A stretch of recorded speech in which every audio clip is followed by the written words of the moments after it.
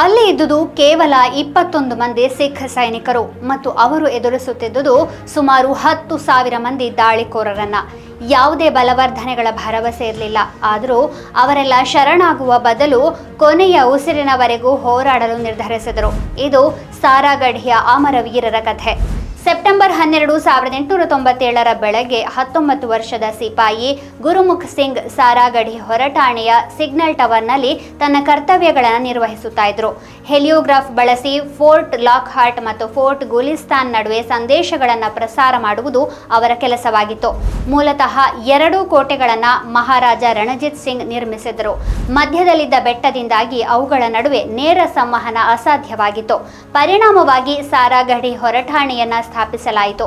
ಅಲ್ಲಿ 36ನೇ ಸಿಖ್ ರೆಜಿಮೆಂಟ್ನ 21 ಸಿಖ್ ಸೈನಿಕರು ಹವೀಲ್ದಾರ್ ಈಶರ್ ಸಿಂಗ್ ನೇತೃತ್ವದಲ್ಲಿ ಕಾರ್ಯನಿರ್ವಹಿಸುತ್ತಾ ಇದ್ದರು. ಇದ್ದಕ್ಕಿದ್ದಂತೆ ಸುಮಾರು 10,000 ಅಫ್ಘಾನ್ ಬುಡಕಟ್ಟು ದಾಳಿಕೋರರು ಹೊರಠಾಣೆಯನ್ನ ಎಲ್ಲಾ ಕಡೆಯಿಂದ ಸುತ್ತುವರೆದಿರುವುದನ್ನು ಗುರುಮುಖ್ ಸಿಂಗ್ ನೋಡಿದರು. ಆ ಸಮಯದಲ್ಲಿ ಬ್ರಿಟಿಷ್ ಸರ್ಕಾರ ಸ್ಥಾಪಿಸಿದ ಡ್ಯೂರಂಡ್ ರೇಖೆಯ ವಿರುದ್ಧ ಬುಡಕಟ್ಟು ಜನರು ದಾಳಿ ನಡೆಸುತ್ತಾ ಇದ್ರು. ಗುರುಮುಖ್ ಸಿಂಗ್ ತಕ್ಷಣವೇ ಶತ್ರುಗಳು ಹೆಚ್ಚಿನ ಸಂಖ್ಯೆಯಲ್ಲಿ ಮುನ್ನಡೆದು ಬರುತ್ತಿದ್ದಾರೆ ಎಂಬ ಸಂದೇಶವನ್ನ ಕಳುಹಿಸಿದರು. ಅದಕ್ಕೆ ಬಂದ ಉತ್ತರವೇನು ಗೊತ್ತಾ? ಸಹಾಯ ಕಳುಹಿಸಲು ಸಾಧ್ಯವಿಲ್ಲ, ನಿಮ್ಮ ಠಾಣೆಯನ್ನ ಸಂರಕ್ಷಿಸಿಕೊಳ್ಳಿ ಅಂತ. ದಾಳಿಕೋರರು ಅವರಿಗೆ ಶರಣಾಗುವಂತೆ ಹೇಳಿದರು. ಆದರೆ ಪ್ರತಿಕ್ರಿಯೆ ಜೋ ಬೋಲೆ ಸೋನಿಹಾಲ್ ಸತ್ ಶ್ರೀ ಅಕಾಲ್ ಎಂದಾಗಿತ್ತು. ಇದರ ನಂತರ ಐತಿಹಾಸಿಕ ಸಾರಾಗಢಿ ಕದನ ಪ್ರಾರಂಭವಾಯಿತು. ಹವಾಲ್ದಾರ್ ಈಶರ್ ಸಿಂಗ್ ನೇತೃತ್ವದಲ್ಲಿ ಸಿಖ್ ಸೈನಿಕರು ವೀರಾವೇಶದಿಂದ ಹೋರಾಡಿದರು. ಗುರುಮುಖ್ ಸಿಂಗ್ ಟವರ್ನಿಂದ ನಿರಂತರವಾಗಿ ಯುದ್ಧದ ಬಗ್ಗೆ ಮಾಹಿತಿಯನ್ನ ನೀಡುತ್ತಾ ಇದ್ರು. ಫೋರ್ಟ್ ಲಾಕ್ಹಾರ್ಟ್ನಲ್ಲಿರುವ ಅಧಿಕಾರಿಗಳಿಗೆ ಪರಿಸ್ಥಿತಿಯ ಬಗ್ಗೆ ಪ್ರತಿ ಕ್ಷಣವೂ ಮಾಹಿತಿ ನೀಡಲಾಗ್ತಾ ಇತ್ತು. ಗಂಟೆಗಟ್ಟಲೆ ನಡೆದ ಹೋರಾಟದ ನಂತರ ದಾಳಿಕೋರರು ಹೊಗೆಯ ಹೊದಿಕೆಯಡಿಯಲ್ಲಿ ಹೊರಠಾಣೆಯನ್ನ ಭೇದಿಸಿದರು.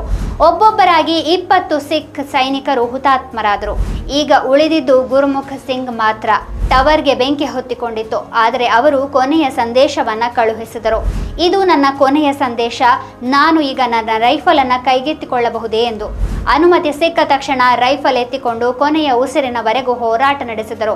ಅವರು ಏಕಾಂಗಿಯಾಗಿ ಸುಮಾರು 20 ದಾಳಿಕೋರರನ್ನು ಕೊಂದು ನಂತರ ಹುತಾತ್ಮರಾದರು ಅಂತ ಹೇಳಲಾಗುತ್ತದೆ. ಈ ಯುದ್ಧದಲ್ಲಿ ಎಲ್ಲ 21 ಸಿಖ್ ಸೈನಿಕರು ಹುತಾತ್ಮರಾದರು. ಆದರೆ ಹಲವಾರು ಗಂಟೆಗಳ ಕಾಲ ಶತ್ರುಗಳನ್ನು ತಡೆಹಿಡಿಯುವ ಮೂಲಕ ಅವರು ಫೋರ್ಟ್ ಲಾಕ್ಹಾರ್ಟ್ ಮತ್ತು ಫೋರ್ಟ್ ಗುಲಿಸ್ತಾನ್ಗೆ ಸಿದ್ಧವಾಗಲು ನಿರ್ಣಾಯಕ ಸಮಯವನ್ನ ಒದಗಿಸಿಕೊಟ್ಟರು. ಗಮನಾರ್ಹವಾಗಿ ಇವರು 1849ರಲ್ಲಿ ಬ್ರಿಟಿಷರಿಂದ ಸ್ವಂತ ಸಿಖ್ ಸಾಮ್ರಾಜ್ಯವನ್ನು ಸ್ವಾಧೀನಪಡಿಸಿಕೊಂಡ ಅದೇ ಸಿಖ್ ಸೈನಿಕರಾಗಿದ್ದರು. ಆದರೂ ಅವರು ತಮ್ಮ ಕರ್ತವ್ಯಕ್ಕೆ ಹೆಚ್ಚಿನ ಪ್ರಾಶಸ್ತ್ಯ ನೀಡಿದರು. ಅವರ ಅಸಾಧಾರಣ ಧೈರ್ಯವನ್ನು ಗುರುತಿಸಿ ರಾಣಿ ವಿಕ್ಟೋರಿಯಾ ಮರಣೋತ್ತರವಾಗಿ ಜನವರಿ 20, 1898ರಂದು ಸಿಪಾಯಿ ಗುರುಮುಖ್ ಸಿಂಗ್ ಅವರಿಗೆ ಆ ಕಾಲದ ಅತ್ಯುನ್ನತ ಶೌರ್ಯ ಪ್ರಶಸ್ತಿಯಾದ ಇಂಡಿಯನ್ ಆರ್ಡರ್ ಆಫ್ ಮೆರಿಟ್ ಅನ್ನ ನೀಡಿದರು.